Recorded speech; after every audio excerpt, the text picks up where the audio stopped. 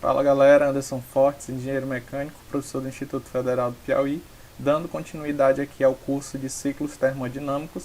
A gente vai passar para o módulo de ciclos a vapor e esses ciclos a vapor eles podem operar com várias fontes térmicas, né?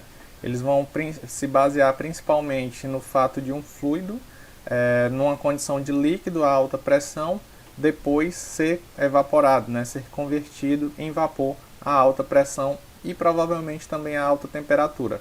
E aí esse vapor a alta pressão e alta temperatura vai passar por uma turbina a vapor, promovendo, né, a rotação de um eixo ao longo de um processo de expansão. As fontes de calor que ele pode estar operando, né? A gente pode estar operando aqui com combustível fóssil, né? As caldeiras aí, a base, né, de queima de algum combustível fóssil, ou até mesmo, né, a base de queima de matéria orgânica, né, como bagaço de cana, algum tipo de rejeito, né, de orgânico, né, que possa ser queimado da própria indústria, né, para estar fazendo, né, esse processo de geração de energia elétrica. Além da combustão, a gente pode ter também como fonte de energia, né, reações nucleares. Então as usinas nucleares também utilizam, né, de um fluido que depois se evapora, né, na condição de vapor para estar promovendo esse efeito de geração de energia elétrica. A gente pode estar utilizando a energia térmica da Terra, né, a geotérmica, que é uma energia de menor temperatura, mas que pode ser aproveitada em algumas situações, principalmente se a gente utilizar de uma configuração de ciclo orgânico, né, que é um fluido que vai estar evaporando, né, com temperaturas mais baixas.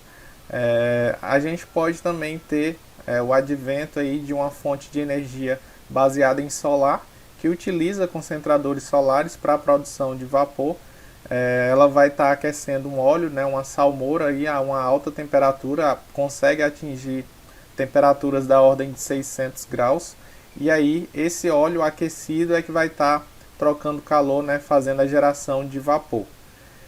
Em ambas as situações, nas 4 situações aqui, a gente vai ter essa configuração, que é o que? Uma fonte térmica, que aí, como eu falei, combustão, reação nuclear, energia geotérmica, energia solar, produzindo vapor para expandir numa turbina. Então ela produz vapor, para todas as configurações vão ter essa turbina. Em seguida, o que expandiu parte vai continuar ainda um resíduo de vapor, e esse vapor vai ser condensado. E aí a gente pode utilizar, em geral, de torres de resfriamento. Esse vapor após condensado é bombeado novamente, né, para o dispositivo de geração de vapor.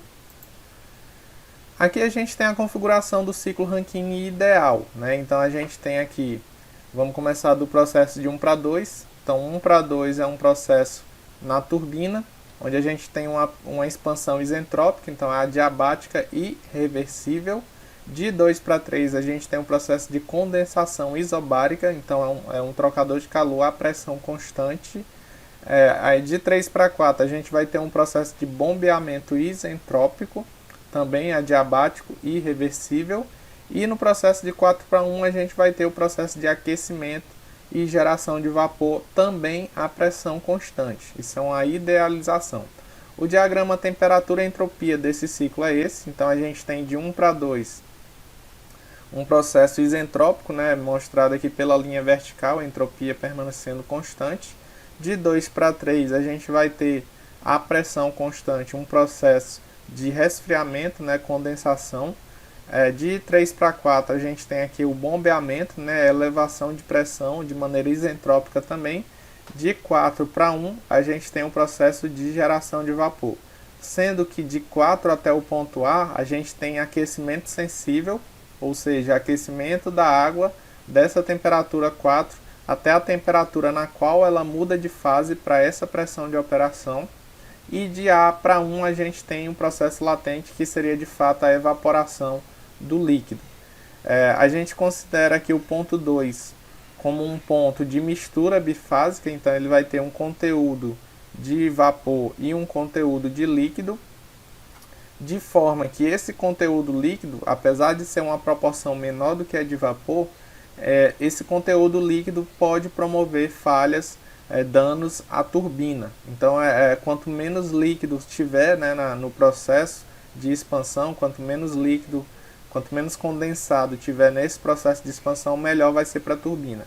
Uma das alternativas para isso é promover um superaquecimento, que é o que? A gente na caldeira atingiu a condição de vapor saturado, mas a gente realiza um aquecimento adicional, um aquecimento sensível para elevação de temperatura até esse ponto 1', e aí quando a gente fizer a expansão a partir desse ponto, a gente vai ter um menor percentual de líquido, né? E dependendo de onde for esse ponto, pode haver a condição de não haver líquido, né, na saída da turbina. Então, com isso, a gente melhora as condições de operação da turbina. Aqui a gente vai analisar a influência das pressões na eficiência. E o que a gente sabe? A gente sabe que quanto maior for a pressão da caldeira, a pressão de alta do ciclo, né? Quanto maior for essa pressão, melhor é a eficiência do ciclo. E quanto menor for a pressão de condensação também, melhor será a eficiência do ciclo. Isso é uma tendência. Então, com relação ao aumento de pressão da caldeira, a gente tem essa figura representando. E a gente observa aqui, ó, de 3 para 4 seria a pressão normal, né, a consideração de pressão normal. Só que a gente está fazendo uma elevação de pressão adicional até 4'. O que a gente observa? Quando a gente faz isso, a gente vai ter uma redução de energia adicionada ao fluido, a gente vai ter uma menor quantidade de calor latente para promover a geração de vapor. A gente vai ter uma outra condição também, que é uma temperatura mais alta, e na fonte de calor a gente vai ter vapor a uma temperatura mais alta, e isso indica, né, uma qualidade de energia melhor. Quanto maior a temperatura da energia térmica, maior será a sua qualidade, melhor será seu potencial de aproveitamento.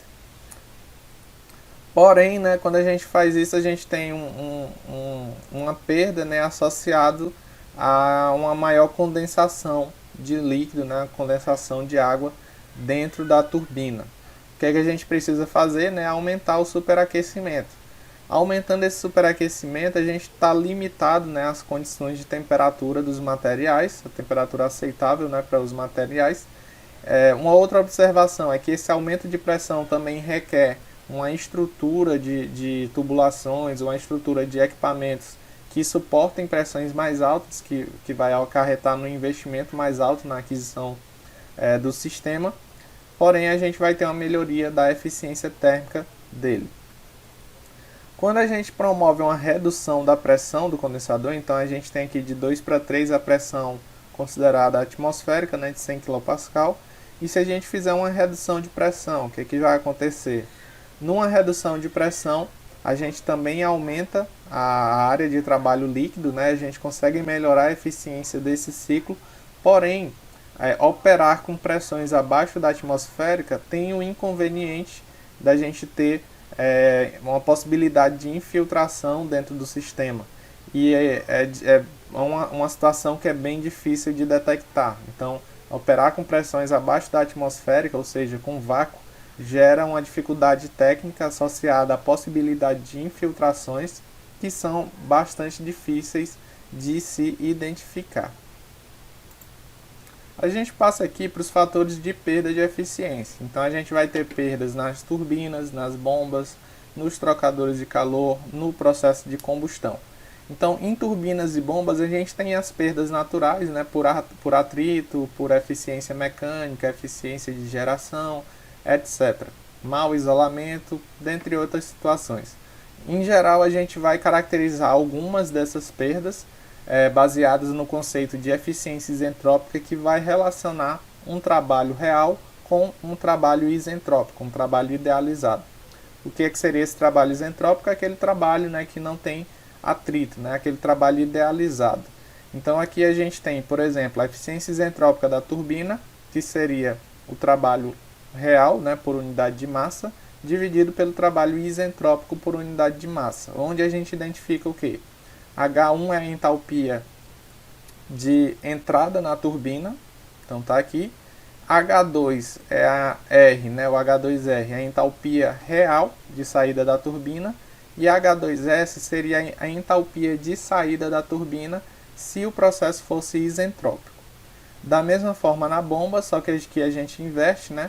A gente tem o trabalho isentrópico sobre o trabalho real, o H3 é a entrada da bomba, H4R a saída da bomba na condição real, o H4S é a saída da bomba na condição de trabalho isentrópico, né? De processo isentrópico. Por que a gente tem essa inversão? Né? A gente se baseia que a eficiência é menor do que 1. Na turbina, o trabalho real é menor do que o idealizado, né? Ela vai produzir menos do que numa condição ideal. Então a gente tem aqui uma relação menor do que 1. E na bomba, o trabalho isentrópico ele vai ser menor do que o trabalho real. Ela vai consumir menos do que ela de fato está consumindo. Então aqui a gente também tem uma relação menor do que 1. Como é que eu identifico o H2S, né? Seria o que? Imagine aqui na turbina que eu tenho a pressão, o estado de entrada, né, caracterizado por pressão e temperatura. E o estado 2 eu tenho a caracterização normalmente da pressão. Como é que eu identifico o H2S? Por pressão 2, mais entropia 2 sendo igual a entropia 1. Então eu tenho essas duas condições. A pressão 2, que está definida pela operação do ciclo, e como o estado 1 está definido, eu tenho a entropia 1, e aí eu defino a entropia 2 como igual à entropia 1. Mesmo procedimento eu uso de 3 para 4. Nos trocadores de calor eu tenho perdas por atrito e perda de carga, que nas modelagens em geral são desconsideradas, porém elas são efeitos relevantes. E na transferência de calor eu vou ter perdas também associadas ao fato da gente estar fazendo transferência de calor com diferenças de temperatura finita, né?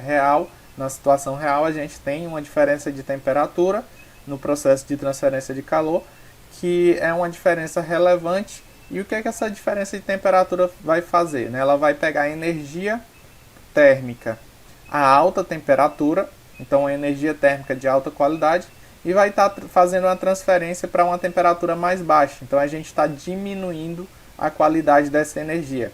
Eu teria energia térmica a 1000 graus e eu estou transferindo ela para uma condição de 600 graus. Então eu estou levando essa energia com qualidade de 1000 graus para uma energia com qualidade de 600 graus.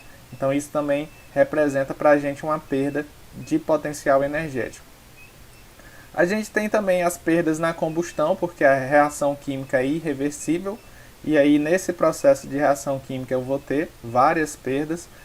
Em geral, as perdas da combustão elas são de fato as mais relevantes do ciclo, então vale a pena, né, dar uma analisada, uma estudada nas perdas, né, que ocorrem devido aos processos de reação química de combustão.